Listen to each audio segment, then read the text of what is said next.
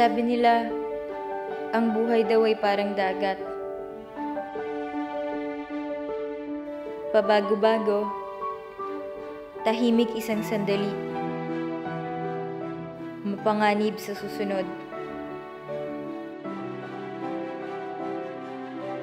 Dito kami nabubuhay, sa dagat na nagbibigay buhay. At kung minsan, kumukuha din ng buhay. Maraming kasabihan tungkol sa dagat. At hindi ko alam kung totoo ang mga iyon o hindi.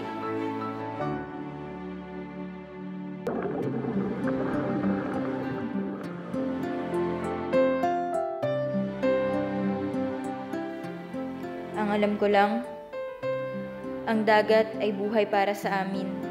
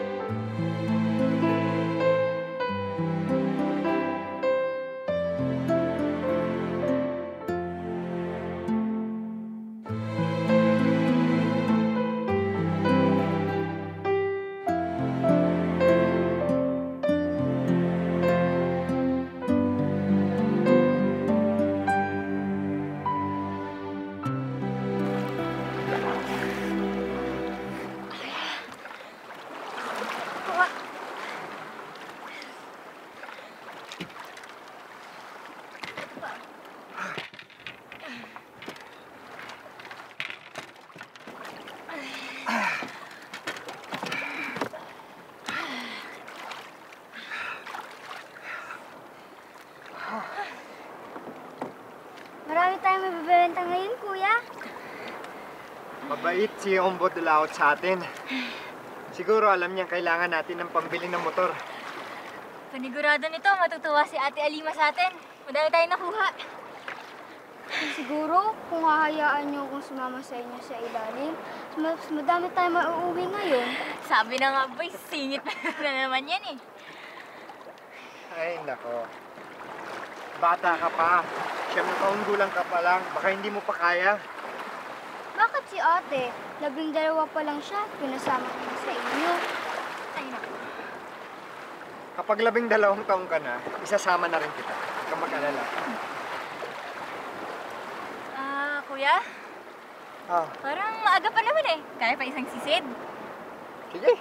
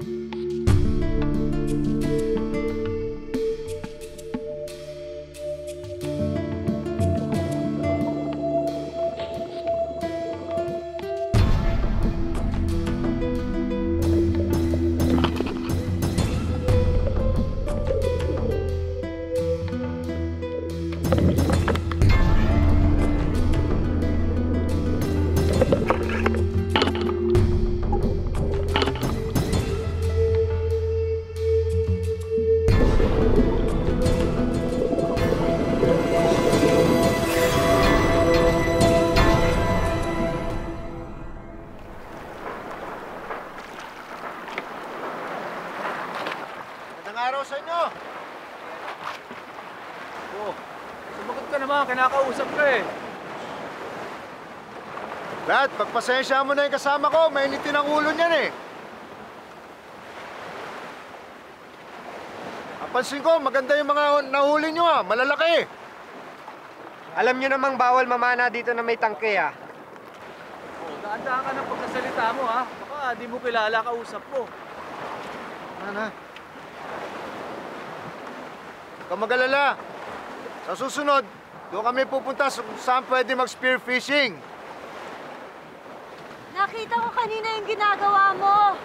Pasensya na kayo napadpad yung offer namin sa corals, hindi na mauulit. Ate, di ba masamang sirain ng coral? Kapag nasira yun, mawawala ng tirahan ng mga isda. Oo, at pag wala na silang tirahan, aalis na sila. Hindi na kayo makakakuha ng mga isda dito. Ano nga palang pangalan mo? Ang talino mo Ako po si Akiya. Kaya? At ikaw, ang galing mo sumisid. Nakita kita kanina, mahigit 5 minuto. Pambihira yun, alam mo ba? Pala Brad, ang totoo nito, pwede ba namin mabili ang huli ninyo? Magkano? 500. Bahala. Wala ka naman puhunan dyan Meron. Buhay. Sige, 500.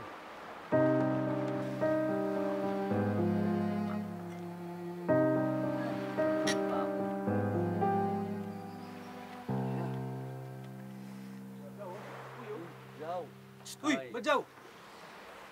Uy, May Badyaw! problema ka? Hoy! Ano ginagawa niyo? Ang tatapang niyo Uy, sexy. Ano? Ba't ka nakikialam dito? Ano nangyayari dyan? Naku, Boss Mike, sorry sir. Hindi naman namin alam na Bisita kasama ko to yun Sorry sir. Okay lang.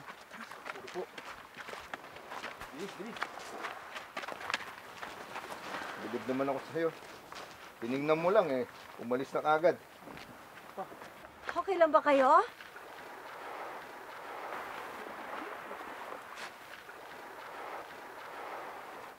Salamat po.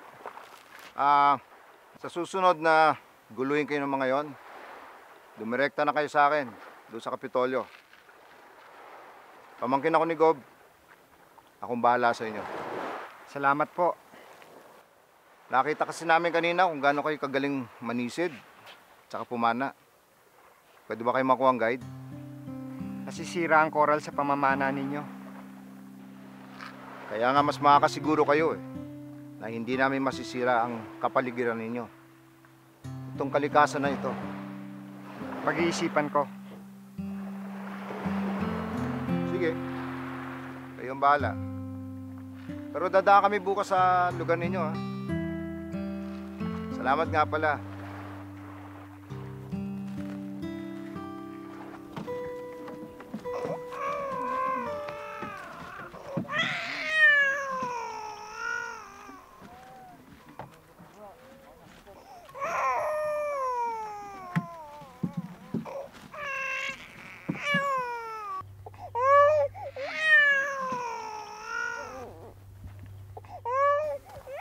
May sakit pa rin pala ang anak ni Nohara. Lima. Aba, mukhang maganda ang huli niyo ngayon Pinagpala tayo ngayon. Bigas, sabon, pagkain, at gasolina para sa motor. Pinagpala nga. Salamat sa mga nuno. Ate, may nakilala kami taga-bayan. Yung may mga tangke, sila nga bumili ng isda namin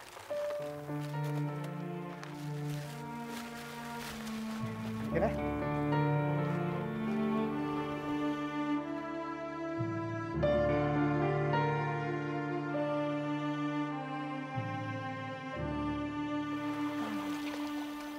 Alam mo ate, nakilala namin si Ma'am Sharon. Maganda siya, saka mabait. Tapos, kinunan pa nga niya ako ng retrato Huwag kayo masyadong naglalapit sa mga nakatangke. Problema lang ang dala ng mga yun. Pero ate, sila ang bumili ng isda natin kanina, di ba? Hanggang doon na lang ang pakikitungo natin sa kanila. tayo nagtitinda, sila ang bumibili. Ate, inaalok nga pala nila kami maging guide. Ano yung guide, ate? Sila yung mga sumasama sa turista. Para sa mga gustong mamasyal, o kaya sa mga taong gustong bumisita. Oh, malaki ba ang bayad sa guide, ate? Inaalok nila kami ng 300 kada isang araw. 300? Talaga? Hindi! Kailangan natin ng pera. 3 beses na nagloloko motor natin. Baka pag hindi ko na ito nagawa ng paraan at nasira ito ulit, tuluyan na ito masisira. Kumikita naman tayo ah. Nakakahuli ka nga ng isda eh. Mapalad lang kami kanina. Pagka sa susunod, hindi na kami makahuli. Dahil talagang mahina ang hulihan ng isda ngayon. Paano ang gastusin? Ang bigas. Ang gasolina. Amir, tutulungan naman tayo dito. Tutulungan tayo ng mga katribo natin. Huwag kang mag-alala, Lima. Sasamahan lang namin sila, kukunin ng bayad, yun lang yun. Wala kang dapat ikatakot.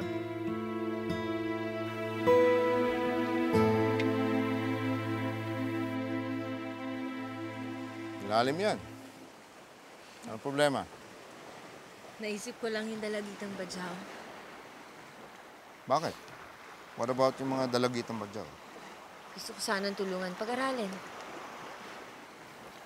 Are you sure gagastos ka sa isang tao na hindi mo kilala na papag-aralin? O ngayon mo lang nakilala? Bakit? Ikaw ba? Magkano gastos mo pag nag-dive? Tsaka yung iba mo pang bisyo.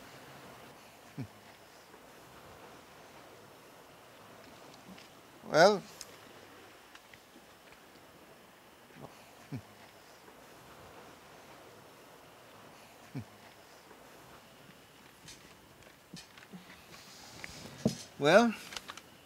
depende. Lalo na pagkasama ko tropa. 20, 30. Oh. Alam mo naman ako, hindi na ako nakakalakad na mag-isa. Oh, yung halagang yun, pwede ka na magpakain ng isang buong pamilyang badyaw sa isang buong taon. O kaya magpaaral ng bata. Nagigilty lang siguro ako nagsasaya tayo ng ganito. Hindi naman tayo nakakatulong. Sayang kasi, matalino yung bata. Mabait. Yan ang gusto ko sa'yo. Katulad ng bata, matalino ka at mabait ka din. Dahil hindi mo nakakalimutan ng social responsibilities mo eh. Ikaw naman, ang bola ka pa. No, honest. Just promise me, hindi ka masyadong sisisid sa buhay ng mga badyaw. Alam mo, basa ko kasi doon sa mga yun, ayaw ng tulong eh.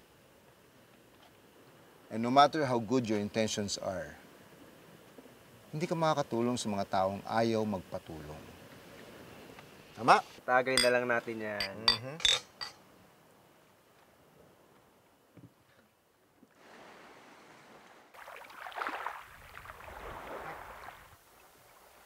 Ate, bakit ayaw na Ate Alim sa mga dayuhan? Huwag kang maingay. Baka marinig tayo ni Ate Alima. Makakatulong naman sa atin ang pagiging guardian niyo, di ba? Wala na kasing tiwala si Ate Alima sa mga dayo eh. Sila kasi ang dahilan kung ba't nawalan sila ng tirahan noon. Kuminsan nga, sinasaktan pa sila ng mga ito. Pero sa bangka na tayo nakatira ngayon, paano pa nila maaagaw ang bahay natin? Kahit na. Sila rin kasi ang may dahilan kung ba't namatay ang mga magulang ni Ate Alima eh. Mga dayuhan ang dahilan sa pagkamatay ng mga magulang ni Ate Alima.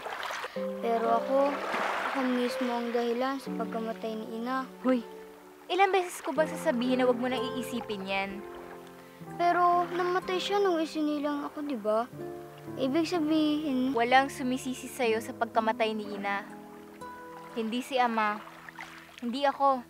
Lalo-lalong hindi rin si Ina. Hindi ba, ang sabi ni Dokon, ang mga kaluluwa raw ng mga mahal natin sa buhay, nandyan lang. Kaya sigurado ako, si Ina, andyan lang yan. Binabantayan niya tayo.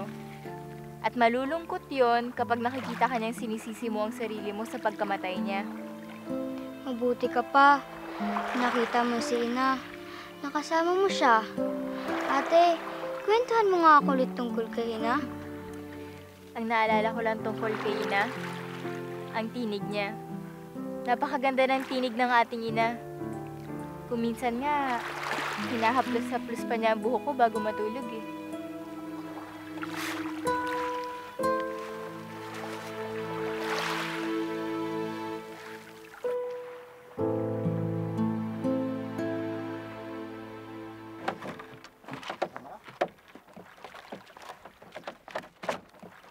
Oh, kumusta?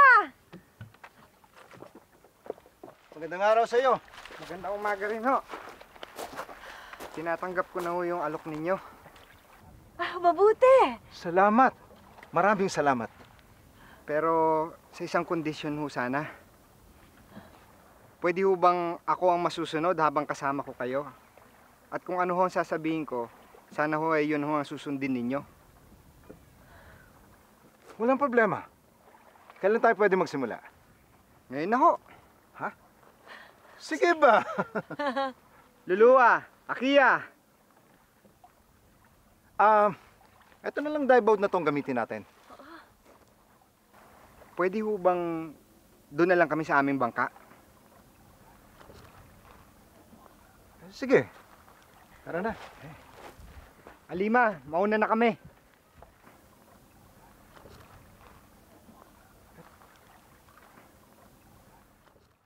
Sabi sa akin ni Amir hindi daw niya kayo anak. Ano kaano-ano niya kayo? Kasama po namin siya sa tribo. Kaibigan siya ng tatay namin. Simula nung namatay siya, siya na ang kumupkop sa amin. Ang bait naman pala ni Amir, ano? Yun po ang gawin sa tribo namin eh. Nagdadamayan, nagtutulungan. Pagkain ng isa, pagkain ng lahat. Lalo na kapag mahirap ang panahon. Ang galing naman pala ng sistema niyo, no? Ma'am, salamat nga po pala sa tulong niyo kahapon dun sa mga lalaki ah. Naku, wala yun. Nangbubuli sila eh.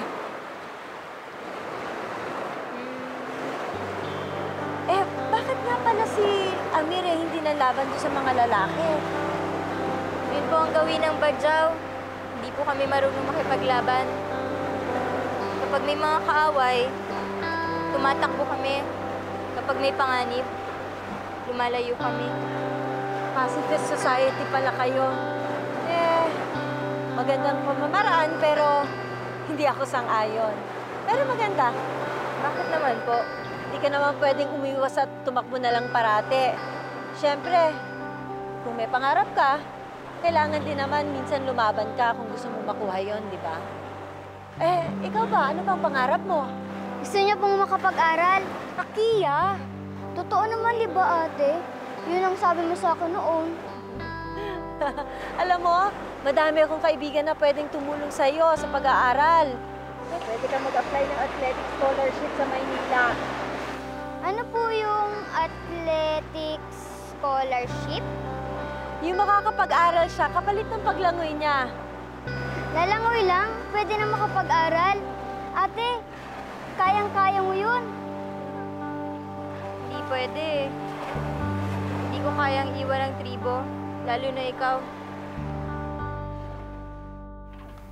Nga pala Brad, matanong kita. Paano mo natutunan ng lahat ng mga ito? Yung ginagawa nyo yan? Ano yan? Experience yan? O ano yun? Sabihin, karanasan? Tinuruan ako ng tatay ko. At ang tatay ko, tinuruan ng lolo ko. Parang kami rin pala eh. Alam ba yung lolo ko? Yun ang unang naging diver sa amin. Tapos, tinuruan niya ang daddy ko. At saka yung tito ko, yung governor. At ang daddy ko na nagturo sa akin.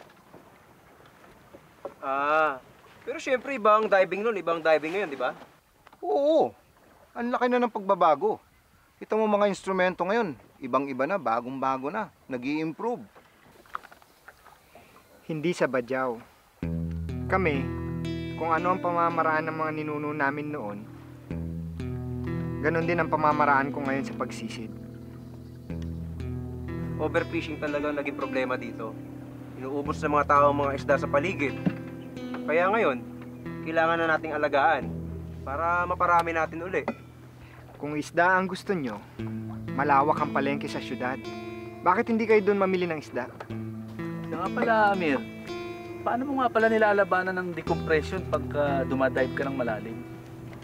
Ang ibig niya sabihin ng decompression, yung, alam mo, pag bumaba ka sa tubig, bumibigat yung tubig. Tapos pag umakyat ka, hindi ka pwedeng umakyat ng biglaan. Dahan-dahan mo muna gagawin, kundi sasabog lahat ng laman loob mo. Hindi namin alam ang sinasabi ninyo. Pero para sa amin, hindi namin pwedeng pigilan ang aming pag-akyat. Dahil wala kaming mga tangke. Gusto nyo bang makakita kung ano ang ginagawa nila ng mga nagnanakaw ng isda rito? Sa sanktuaryo? Oo naman. Masdan nyo yun.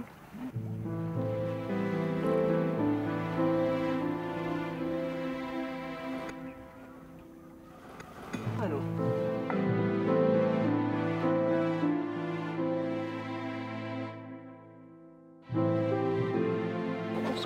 Anak ng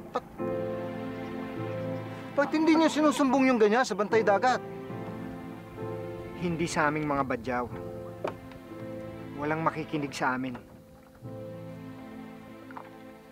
Alam mo, Amir, pag ganyan ang gagawin ninyo, maapektuhan ang buhay ninyo. Hindi lang ng pamilya mo, kundi pati ng buong tribo nyo. Dapat protektahan mo ang pamilya ninyo, ang tribo ninyo, ang mga susunod yung henerasyon ng mga anak, mga apo.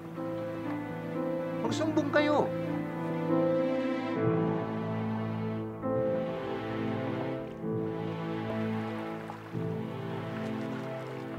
Bakit? Ano nangyari? Anak ni Nahara, malubha na yata.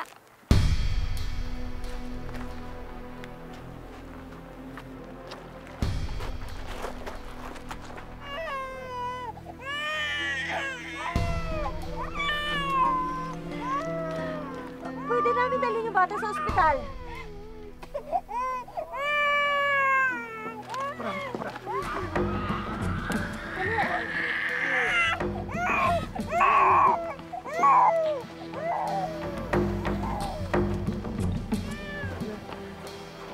Nalalayan ako. Ano, Luluwa? Sasama ka ba?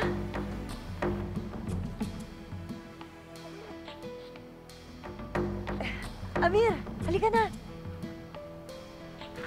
Tara. Kuya, ano nang nangyari? Ligtas na ang bata. Hindi na sana hinayaan makialam pa ang mga dayo. Alima, buhay ng bata ang nakasalalay. Kahit na. Kung hindi sila tumulong, tiyak ko patay na ang bata ngayon. Kapag hinayaan natin silang tumulong sa atin, kahit sa maliliit na bagay, iisipin nila may utang tayo sa kanila. At sa bandang huli, pati buhay natin, papakialaman na nila. At ipagpipilitan na nila ang pagbabagong gusto nila sa atin. Ate, napakasama po ba ng pagbabago? Kasi, kumpara naman sa ikabubuti ng lahat, hindi ba dapat lang tayo magbago? Kailan ka pa natuto magtanong ng ganyan? Kasi si Ma'am Sharon kasi ate, inaya niya akong mag-aral sa Maynila. Badyaw tayo, Luluwa. Kapag hinayaan natin ang pagbabago, baka mawala ang kultura natin. At ang pinagkakaingatan nating tradisyon at pinaniniwalaan natin noon-noon pa, baka makalimutan na natin. Gusto mo bang mangyari yon? Hindi po ate. Matutulog na ako kuya. Ate.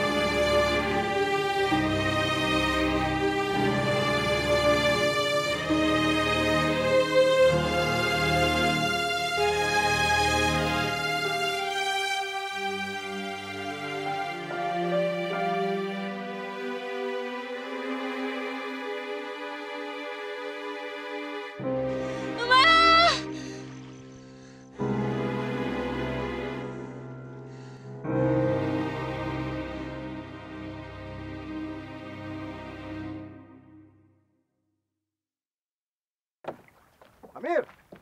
Kumusta? Handa na ba kayo ni Luluwa? Pasensya na ho kayo, hindi na ho kami makakasama sa inyo. Bakit? Papasalamat kami sa inyong pagtulong pero hindi na kailangan. Sinisira ninyo ang nakaugalian na namin. Kaya umalis na kayo at huwag na kayong babalik pa. Pasensya na ho kayo. Asan ang kapatid mo? Nandun po, umiiyak. Ako. Ito nga pala, bibigay ko sa'yo. Sana magustuhan mo. Sa akin po? Oo. Salamat po. Napakaganda naman po nito. Ngayon lang po ako nakakita ng ganito. Salamat po ng marami. Sana may maibigay din ako sa inyo. Huwag mo nang alalahanin yon.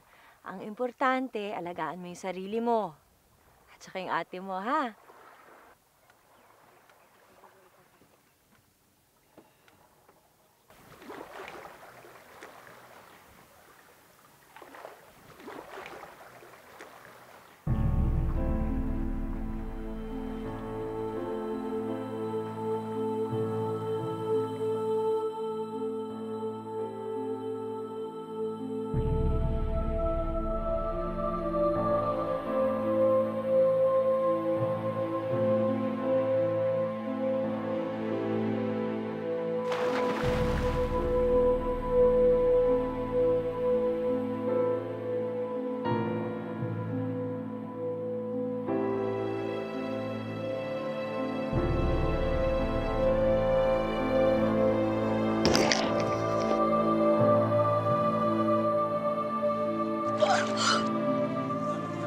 Naku, bakit ka sumisid? Ha? Halika. Ano?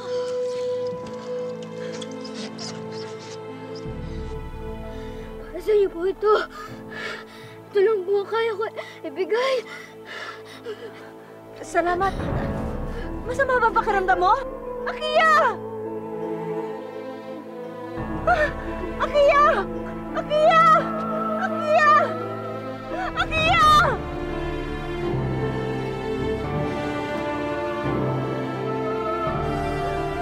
Luluwa! Luluwa! Si Akiya!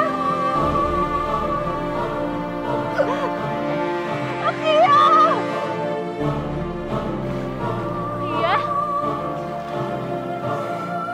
Akiya? Akiya!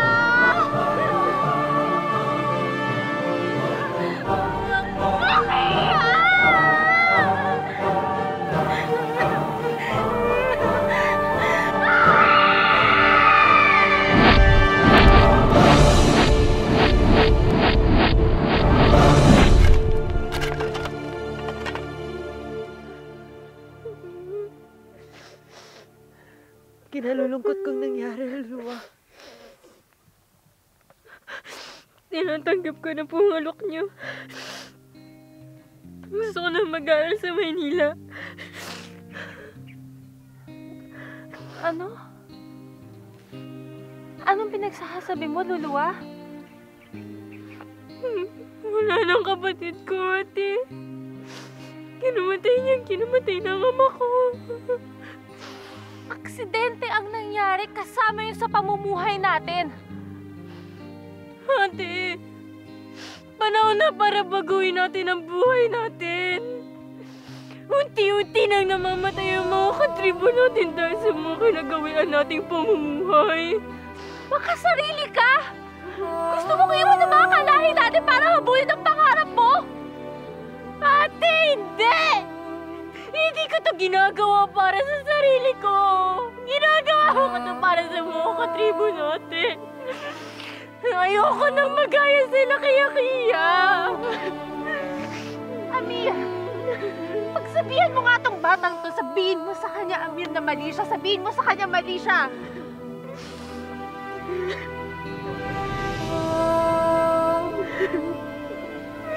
Luluha, pagpalain ka sana ng ating ninuno.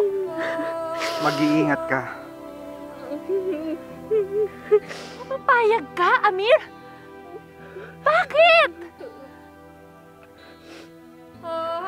Dahil ayoko mamatayan ng anak! Tulad ni Akia!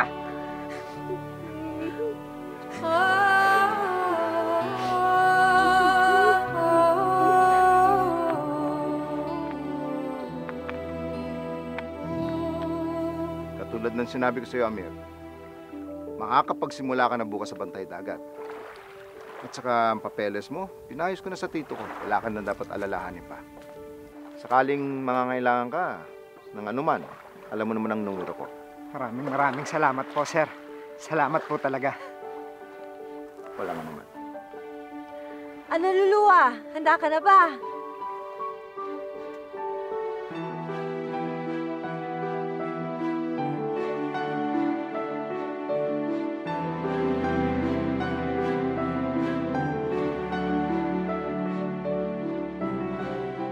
Pagpalain ka sana.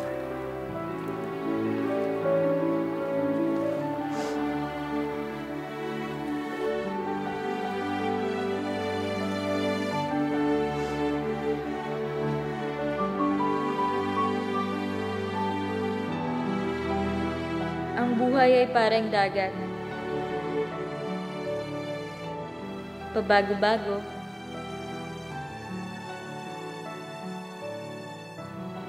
Kung minsan, tahimik. Kung minsan, maingay at mapanganib.